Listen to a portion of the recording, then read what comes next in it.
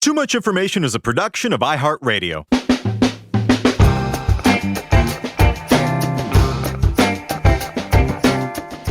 Hello, everyone, and welcome to Too Much Information, the show that brings you the secret histories and little-known fascinating facts and figures behind your favorite TV shows, movies, music, and more. We are your two bad hosts. I'm Alex Heigl. And I'm Jordan Runtagh. And Jordan, in case you couldn't tell from that scintillating intro, today we're talking about what is arguably one of the most beloved films of the past 20 years. A modern Christmas classic from the early aughts that revitalized the genre and created a whole new subgenre template. That's right, we're talking about Love Actually. Oh, no. Was that? I'm sorry? Oh, I'm just now getting word that we're not talking about Love Actually. We're talking about Bad Santa, which is a fake out that was entirely scripted by me and will surely enrage a segment of the listening populace who no doubt wished we had done Love Actually. But we got some requests for Bad Santa, and it's a nice palate cleanser for the end of the year. We did some treacly Santa stuff, and yeah, you all thought we were done with Christmas, but we're not.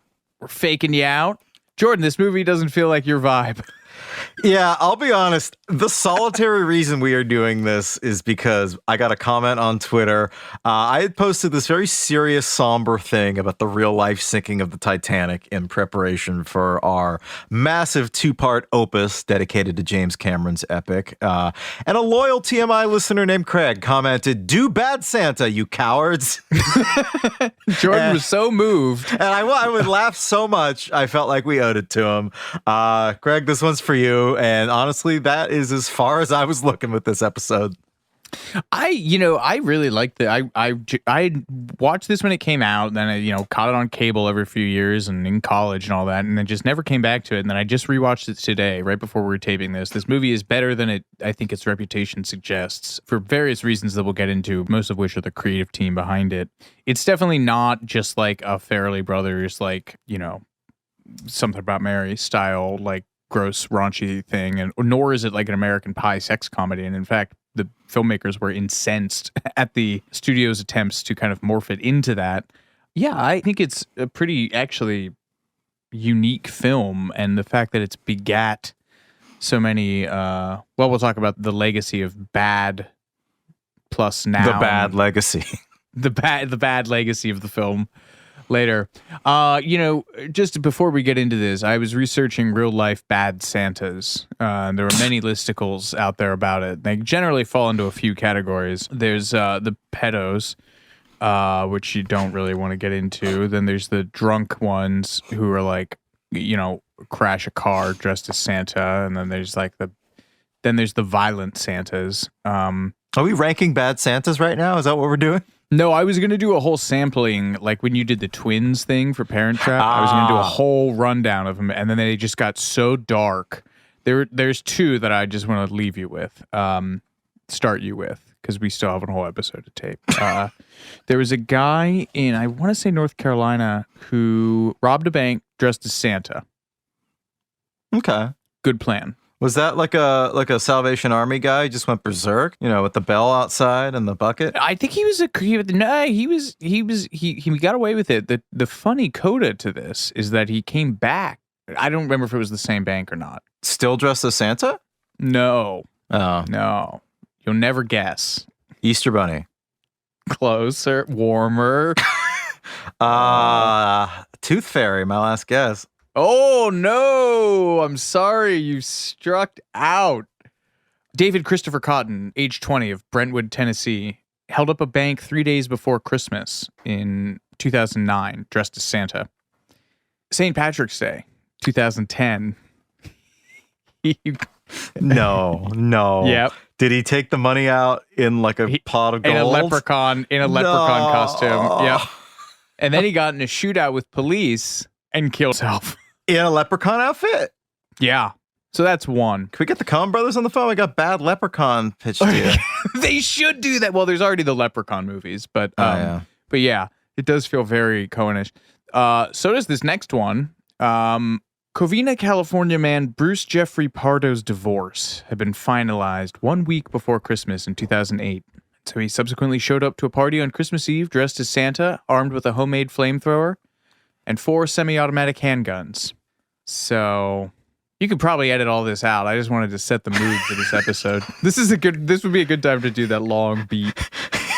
You're just like, so they're your real life bad Santas, folks. Dude, it's so bad. There was like a German Santa that was roofying teens. Like, so many of them are predators. And then there's like just drunk Santa. It was not as whimsical as I thought it was going to be. And then there were just so many murders and murder-suicides. A lot of bank robberies. It's a good costume. Anyway, from the film's genesis, with one of the most acclaimed directing teams in modern cinematic history, to the intimidating drinking regimen that Billy Bob Thornton undertook one day on set, to the director's surprising unfamiliarity with one of his female lead's most prominent starring roles, here's everything you didn't know about Bad Santa.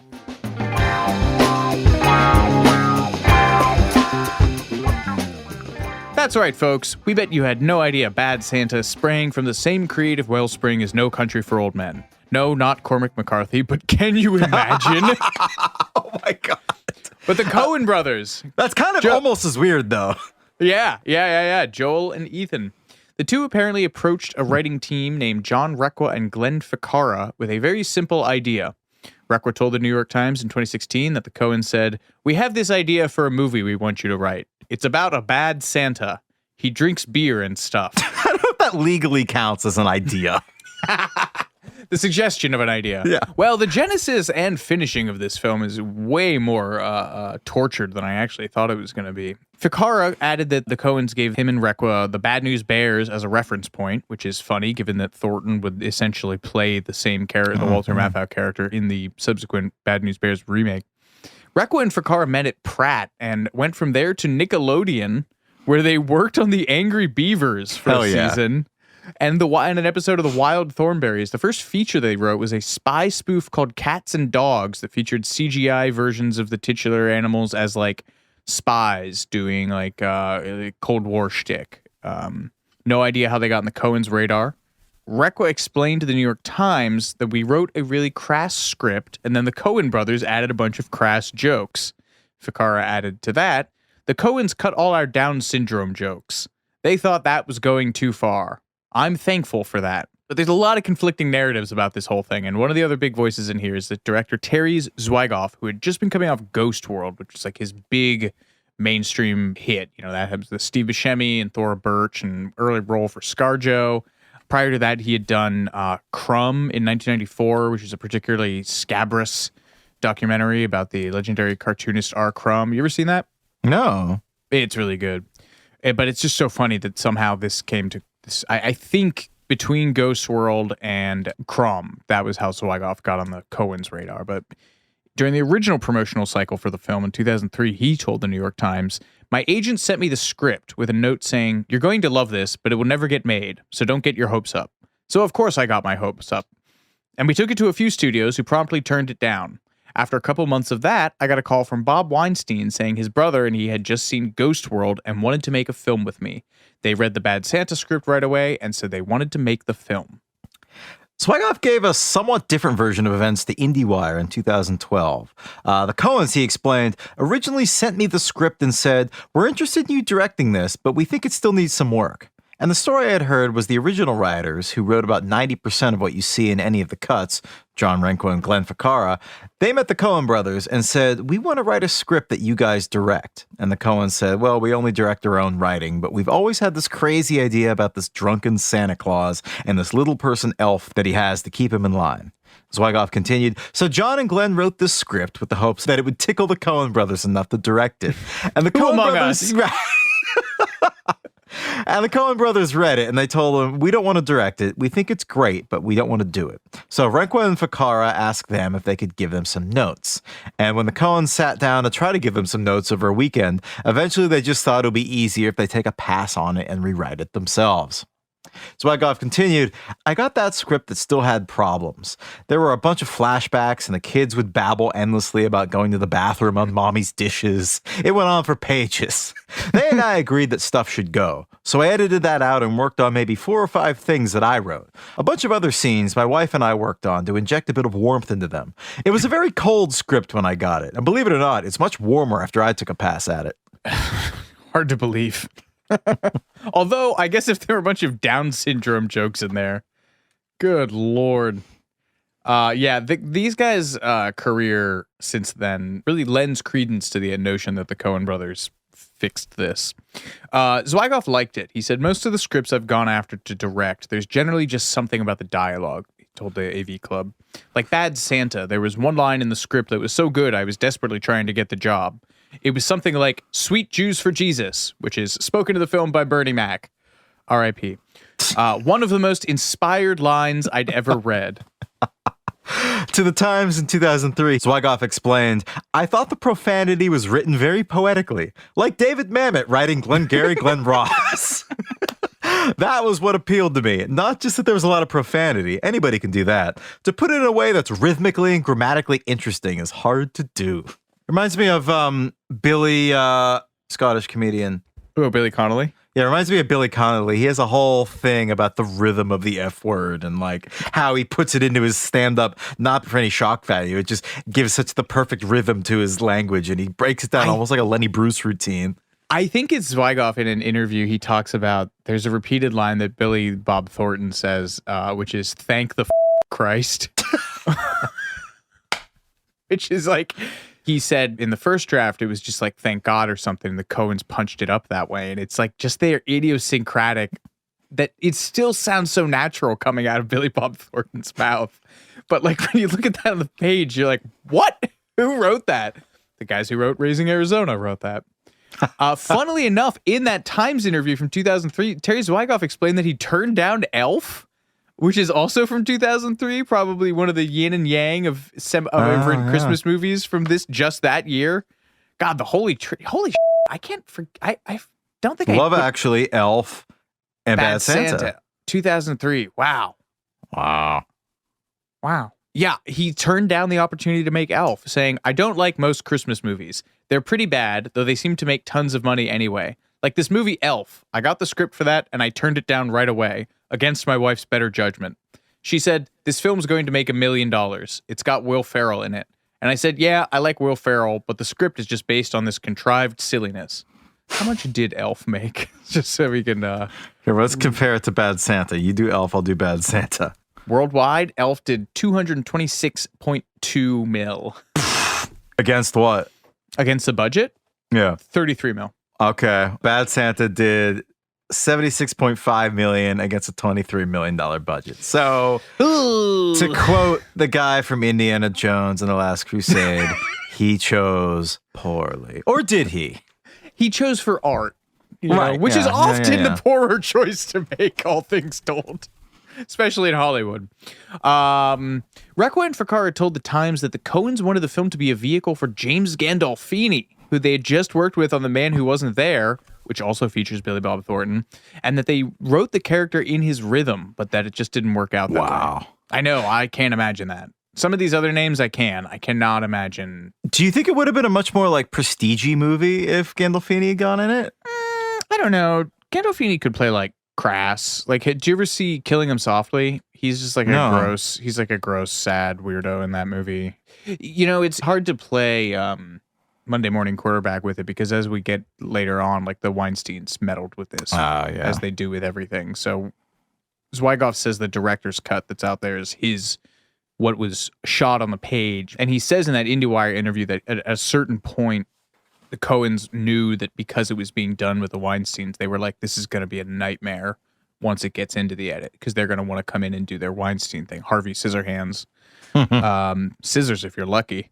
They were going to come in and meddle with it. So he says that the Coens were essentially like, all right, dude, it's yours. And so it's interesting. It's an interesting thought experiment to imagine a movie that hews a little more closely to Terry Zwigoff of Crumb and Ghost World, written by the Coens, starring James Gandolfini. That's a very interesting movie. I don't know if it's the same one, but Could have been even weirder, as you're about to tell us. Yes. Director Terry Zwigoff really wanted Bill Murray for the titular Bad Santa role. Explaining to the Times in 2003, I was told, well, Bill Murray will never read your script. It will take him a year to get back to you.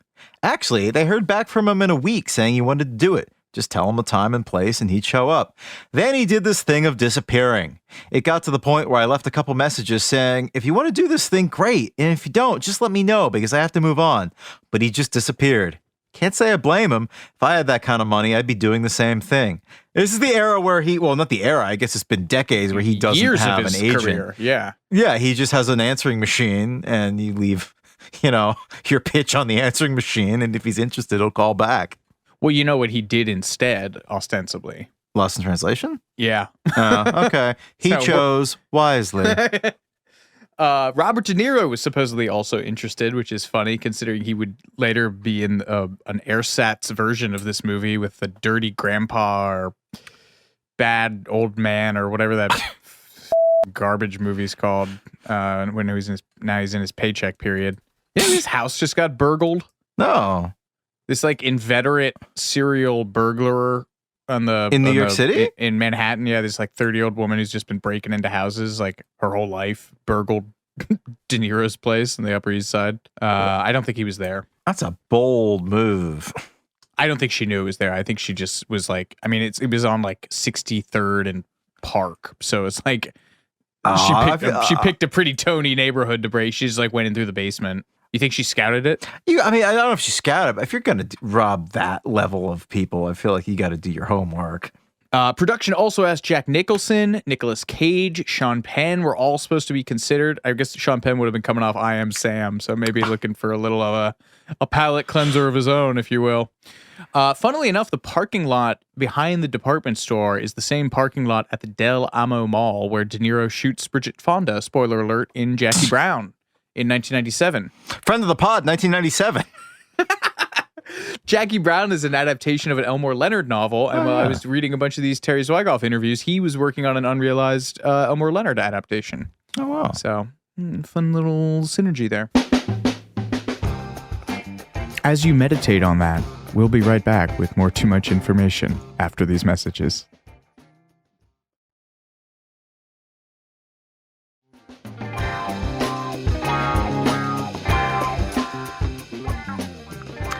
Universal passed on Bad Santa. Bob Weinstein told the Times, I asked the Universal executive, why'd you guys pass on it? And he said, it was the most foul, disgusting, misogynistic, anti-Christmas, anti-children thing we could imagine. And Bob Weinstein said, that's exactly why I bought it. And of course, as we alluded to earlier, the fact that it was a Weinstein production meant that it has been irrevocably tainted with certain horrifying crimes. And this also had a bearing on the casting. Zwigoff tweeted in 2017 that he said, I was interested in casting Mira Sorvino in Bad Santa, but every time I mentioned her over the phone to the Weinsteins, they would just hang up on him. This was precipitated by Peter Jackson that week, having gone on record as saying that during pre-pro for Lord of the Rings, when the trilogy was originally being developed at Miramax with the Weinstein, Harvey Weinstein started saying, you can't have Ashley Judd in this movie, you can't have Mira Sorvino in this movie. Those were two women who both were among his earliest accusers. So, disgusting. No good outcomes there. Tony Cox, who plays Thornton's sidekick elf and, spoiler, his ultimate betrayer, was another sticking point in the casting. Terry kept saying, I'm having trouble finding the dwarf, Ficarra told the New York Times. He read everybody from all over the world, including Mickey Rooney. That's amazing. I'm kind of annoyed they didn't go with Mickey Rooney. Yeah. Tony Cox is great, but still. When I first read, Terry was laughing real hard, Cox told the Times. I was feeling good, and he said, well, I have good news and I have bad news. I thought, bad news? You just laughed until you cried. He said, the good news is that was a great reading. The bad news is this role wasn't written for an African American. Bob Weinstein told the Times that the Coens wanted Danny Woodburn. He is the dwarf stand-up comic who is probably most familiar to people from his recurring role in Seinfeld for 10 years. He had just played a retail store elf in Jingle All the Way in 1997. And so that's who the Coens wanted. They said they hated Cox, his audition tape.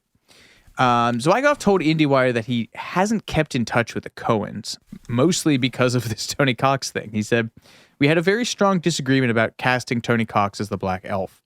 They said that they couldn't see the guy being black. I said, I don't see the guy being black. I think the fact of him being 3'6" is the overriding characteristic of the guy. I don't think it matters. I just think this guy is really funny in the part. And they thought that it would ruin the film. They argued with me for a while and finally said, you're the one who has to direct it, so good luck." Cox ultimately said, "I read for the role about 9 times, and Terry told me if they don't let me have you, then I'm not going to do it." Love that loyalty. Billy Bob Thornton told Cinemovie.tv that, quote, "Tony just doesn't have that part of him that wanted to beat me up because we're buddies, you know. So to get that passion, that juice into their scenes where Cox had to beat him up, Billy Bob said, I told him one day that his wife had been flirting with me. I don't know what it is about your wife. She just won't leave me alone." And he started slapping me in the face, and the next take was perfect. Cox also ad-libbed the line, "You probably shouldn't be digging in your ass," which he says to Billy Bob Thornton while he's sort of sprawled out on the Santa throne. And Zweigoff says in a making of documentary of the movie, he found that line reading so funny that he would just wake his wife up in the middle of the night spontaneously laughing over it for weeks. Brett Kelly, who played the kid, you will never in a million monkeys and a million typewriters would never figure out what that character's name actually is. Thurman Merman. Which is a Coen Brothers ass name. Oh, yeah, if yeah. I've ever heard one. The actor who played that kid, Brett Kelly, was another sticking point. Zweigoff told the Times, the studio wanted a more Disney-like generic cute kid, but Brett was so great, I had to have him. Zweigoff had told the casting director that he wanted a kid who looked like Joe Cobb from The Little Rascals. Meanwhile, Weinstein told the paper, Terry can drop dead. That's not how it happened. The Coens wanted Angus T. Jones from 2.5 Men, who did audition and lost to Brett Kelly. Weinstein continued, Terry, Billy Bob, and I said, are you kidding? While Thornton echoes Zweigoff's version. So, what's the latest with that Angus T. Young kid? Because wasn't he like... Angus T. Jones. It's not Angus T. Young. I kept saying Angus Young because that's the AC/DC guy. What's Angus T. There's T. Jones something where when he quit 2.5 Men and he kind of he like shit all over it. Yeah. About how it was like filth and yeah. I guess he attended some fundamentalist Christian group and intimated that the show is part of the plan of the enemy, presumably Satan. I don't want to be contributing to the enemy's plan. You cannot be a true God-fearing person and be on a television show like that. I know I can't. I'm not okay with what I'm learning, what the Bible says, and being on that television show. He was making $350K an episode at that point. Yeah. Wasn't he like the highest paying like TV child star of the time or something? What a little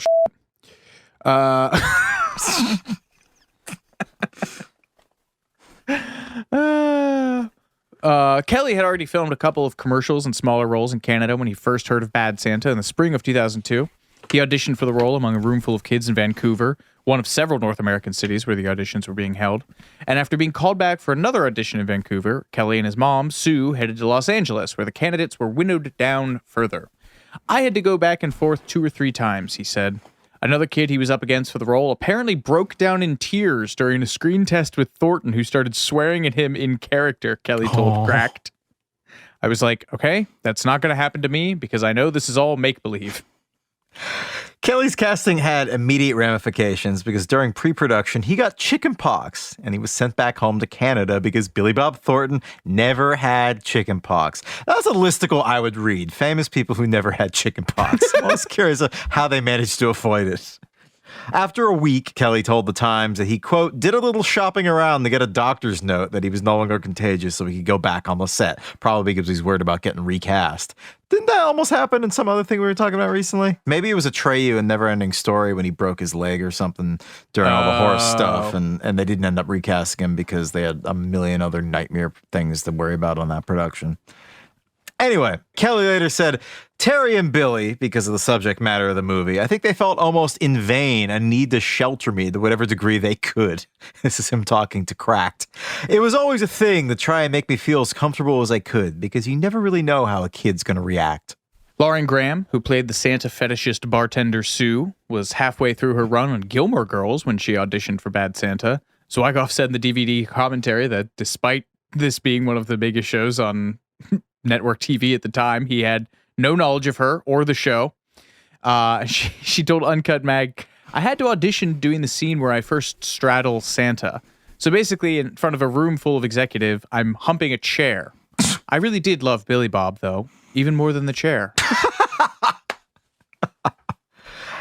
And this was, I didn't realize this, John Ritter's final film role. He passed away unexpectedly on September 11th, 2003 of aortic dissection, the age of just 54, and the movie is dedicated to his memory. I'm sorry. I mean, it's a beautiful gesture, but having Bad Santa, I just there's a great Zwigoff tells this great anecdote in little making of short that was on the DVD about there's this it's a scene where John Ritter and Bernie Mac are having dialogue, and John Ritter just kept making this face that's in the film. Like Bernie Mac says something about something crass, and John Ritter squinches up his face all squeamishly, and take after take it just kept making Terry Zwigoff burst out laughing behind the camera, just ruining take after take. And so he finally was like, John, just keep doing what you're doing. I'm gonna go about 30 feet away and watch this on the monitors back there. The police chief in the movie, who shows up near the end, is played by Sheriff John Bunnell. That's the name he tended to go by professionally, and he was in fact a real sheriff in Oregon. Though that was not his primary claim to fame. He was the host of World's Wildest Police videos from 1998 until 2001. You remember that show? No, but it sounds like a show that I'm kind of shocked. It must still be on. That show must have made $1 billion. Well, it was revived. Revived. Yeah, it's ran on Fox. I definitely remember that show. I have no idea how it was legal for them to show any of that stuff. Meanwhile, Billy Bob Thornton got the script through his manager, who called him and said, wait until you read this script. I've never seen anything like this.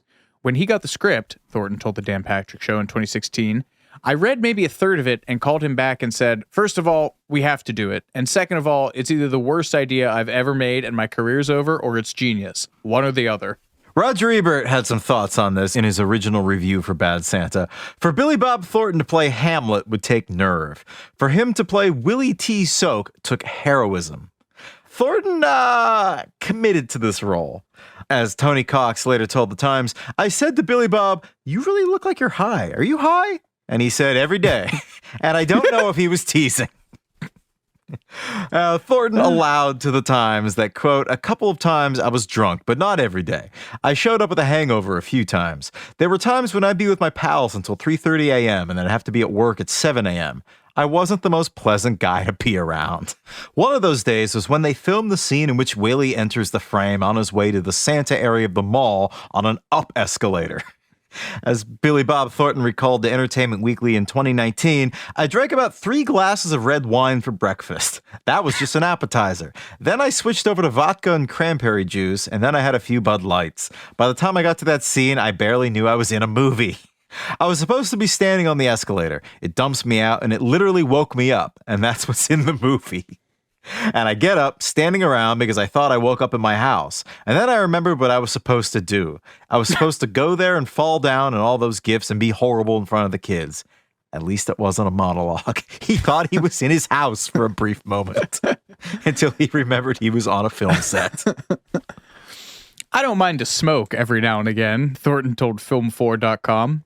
I've been known to take a drink occasionally, but I've traditionally played really extreme characters, and even in a comedy, if you're going to play a guy like this, you can't be sort of drunk, you know? And I wasn't sort of drunk. You have to go completely into it.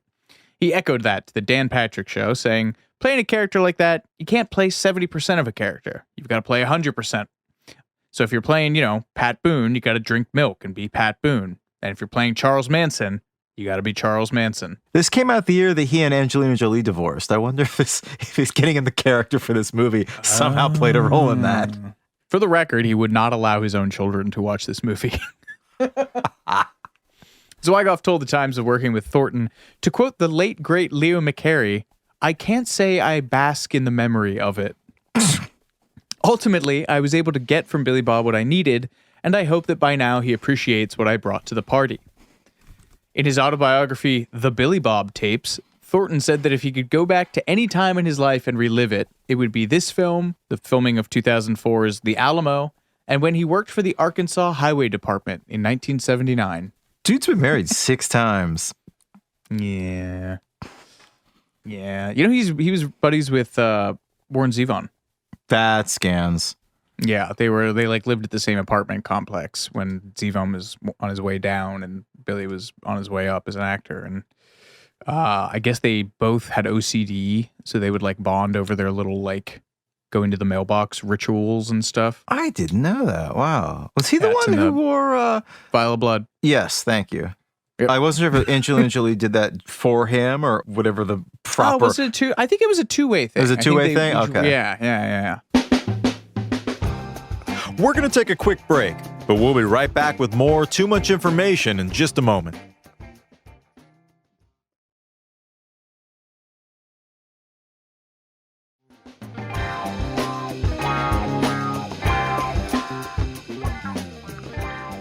Well, without any more filming stories to regale you with, now we must come to the semi-disastrous test audience and screening process for Bad Santa. There was a certain amount of tension baked into Thornton's character's quasi-redemption arc. Requa told The Times that as far back as the very initial writing, the Coens only had one caveat. They said, it's a story about redemption, but push it to the very end. Not too much redemption too soon. Requa continued, saying of an early screening that the audience went ape, but they gave it a terrible score. They were like, this thing needs to be buried in a hole, but I loved it. After those test scores came in, the Weinsteins freaked out and tried to make Willie a super redeemable character. Hilariously, Zwigoff told The Times in 2003, there's 2 New York Times interviews. There's the oral history they did in 2016 when the sequel was coming out, and then they did a bunch of Zwigoff did this interview when the movie came out. They're interesting to compare.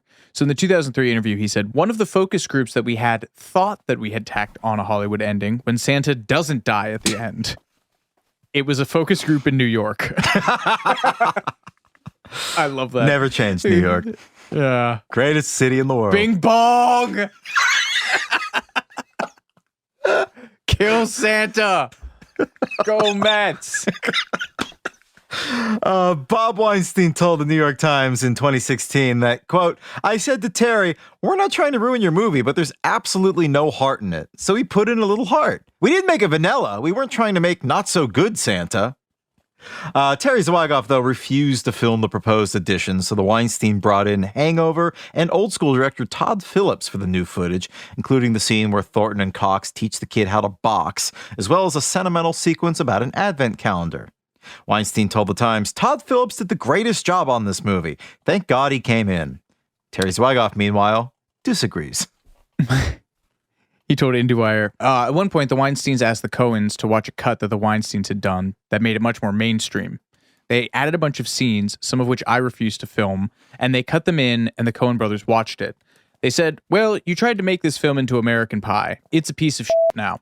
That was their response, and they got into a heated argument with the Weinsteins that ended with everyone yelling F you at each other. They didn't want any part of it after that, so I was stuck with it. It got pretty nasty. Things got even uglier. Zwigoff continued, I went and had a Directors Guild arbitration about it because my lawyer had originally traded off half my salary to get me final cut of the film. When these guys tried to cut it, I called her up and she said I would have to hire outside litigators at $35,000 a day to try and fight that her office doesn't do that. And I said, well, the contract you got me was worthless. I felt entitled to my cut of the film and I went to a DGA arbitration because I couldn't afford litigation. Under the terms of that arbitration, I can't tell you any more than what I've told you. A lot of what they shot, they tested, and it didn't work, so they got rid of it anyway. Then I got to work to push it closer to my original version. It was damage control at that point. Todd Phillips has not talked about this, so I have not been able to find out anything more about this. But yeah, the guy who directed Joker did a bunch of uncredited reshoots on Bad Santa, and it pissed off the Ghost World director so much, he took it to DGA arbitration. Bet you guys didn't know that about your fun little Dirty Santa movie. The director's cut version that's available, Zwigoff says, is closest to his original version. He said, that's the filming of the script, basically. That's the script I was given. The studio wanted to mess with it and make it more mainstream and pour some fake sentiment on it for the people that stumble around the mall. He's very mean. Well, he made Bad Santa. What do you expect? Yeah. Heigl, I know you've got the stats for the obscenities in this movie. Give us the final score count. The unrated version of this film, it has the record for most swears in a Christmas movie, obviously. Excellent. The unrated version pushes that even further. The total tally is, per IMDb, 170 uses of 74 uses of 31 uses of ass, 10 uses of bitch, and 1 use of bastard. Beating out the previous record held by It's a Wonderful Life. Yeah, I had a buddy who used to, he would do a drinking game of this, and you drink every time someone says, Jesus. Well, there's a scene where Lauren Graham has sex with Billy Bob Thornton in a car, and she's going, "F me Santa, f me Santa, f me Santa." So you just chug your beer at that point. Oh, I thought it was shots. Okay. That's better then. No, that'd just kill you. That would kill. Yes. According to the website Film Stories, there's an even more disastrous screening of Bad Santa for Disney executives who own Dimension Pictures, who released Bad Santa. Supposedly, when the film was screened for Michael Eisner and other House of Mouse leadership, an unnamed top source close to Eisner told the Drudge Report that, quote, "Nothing appears sacred anymore. This is just not in the spirit of Walt Disney." Which is true. Yeah, this report was contested because it basically went in Drudge Report and then in like Ain't It Cool News and then all the British tabloids. So take it with a grain of salt. But a lot of this is actually also covered in a book about this era of Disney, which I just lost the goddamn title of. It got so much traction in the press that Billy Bob Thornton addressed it in an interview with Empire in its December 2004 issue, saying they knew what it was. They don't give you millions of dollars to make a movie if they don't read the script, which is also true. Disney War is the movie. Have you heard about that? Or the book? Have you heard that? No. Yeah, it's Roy Disney versus Michael Eisner for the soul of Disney, just called Disney War. Oh, wow. Well, I mean, I guess Bad Santa became part of the ammunition that was used to try to push Eisner out of Disney. He'd been at the top of the company for, you say over a decade. I would say probably closer to 2 decades in early 2003. And one of his enemies was the late Roy Disney, who used Bad Santa at one stage against Michael Eisner as an example to how Disney had apparently lost its way. And I guess the other big sticking point was Kill Bill, which went out from Miramax and thus also technically under the aegis of Disney. Roy Disney resigned at the end of November 2003 and asked Eisner to follow him out the door, but Eisner would hang on for another year or two, finally exiting after 21 years in September 2005. And under pressure from the board, he resigned a year earlier than planned and handed the job over to Bob Iger. And while all this was going on, Disney in the UK decided to wash their hands of Bad Santa altogether and ended up giving it to the more than grateful Sony to release. Thornton, meanwhile, found himself defending Bad Santa in public using a stock line. We did get a few comments. This is him talking to film4.com. And my reply was always, as far as I know, Santa Claus is not in the Bible. I think you guys are talking about Jesus. Whenever people would be like, "What? Well, you've desecrated Santa. the name of Santa." And he's like, "Well, I'm a criminal who acts as Santa." Yeah, it seems so quaint. People were so mad about this. Well, released on November 26th, 2003, Bad Santa would go on to gross nearly, as we mentioned before, $76.5 million worldwide on a $23 million budget. Thornton told Mandatory.com, when it first came out, it grew slowly, but it became successful very quickly. It was the most well-reviewed comedy of that year, and it made a lot of money, so it was a huge success. Ebert gave it 3.5 stars. It's got a 78% rating at Rotten Tomatoes and a 70% on Metacritic. Aided by annual broadcasts on the edgier side of cable like Spike TV and FX, albeit in a heavily edited form, the film would go on to become a cult classic and then earn a much less well-received sequel in 2016. I always had faith in it, Zwigoff told The Times. Despite a superficial interpretation that it's a film fueled by vulgarity, it has an important message. Consumerism can destroy us. Plus, it's really funny. But he told IndieWire, I'm more surprised by its cultural impact. Every time I look at the newspaper or online, there's some sort of Bad Santa happening around town. There's a Bad Santa bar crawl, there's a Bad Santa party, there's Bad Santa rap music, there's Bad Santa porno. can't vouch for that one, Terry, but the rest of them I've seen and heard. As we mentioned earlier, there's been a spate of there's Bad Moms, A Bad Mom's Christmas, Bad Teacher, which starred Cameron Diaz, right? Yeah, I don't remember Bad Moms though.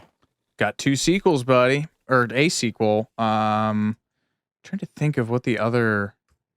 You can't if you just search at bad movies, you don't really get a Yeah. good Oh, that's Google the one with Mila result for that. Kunis and Kristen Bell. Yeah. Okay. Yeah. Let's see what else we got. Oh, well, it was funnier that someone was drawing a line between this and Bad Lieutenant, which is the Abel Ferrara movie where Harvey Keitel plays like a horrifically corrupt, New York City police officer and a detective and like does like full frontal nudity and like smokes crack and all of this stuff. Well, you could say that there's the Dirty Grandpa and Sexy Grandpa or whatever the Robert De Niro was. You know what I'm talking about? Dirty Grandpa. Bad Mean Grandpa? I'm thinking of like the Jackass spin-off movie. Oh, no. Robert De Niro was in one of those. No, I guess that's it. Bad News Bear, a sequel. Yeah. Bad Boys. I mean, no. Bad Leroy Brown. I didn't write an outro for this. Merry Christmas. Yes, Merry Christmas, everyone. As a Christmas gift to ourselves, we are taking the week between Christmas and New Year's off. So please enjoy time with your loved ones instead of listening to us.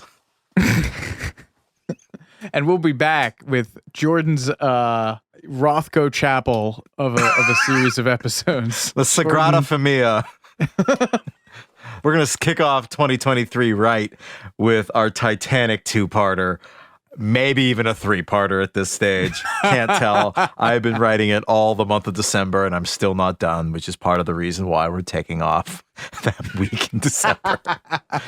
Well, folks, as always, thank you for listening. This has been Too Much Information. I'm Alex Heigl. And I'm Jordan Runtagh, and thank you for making our year merry and bright.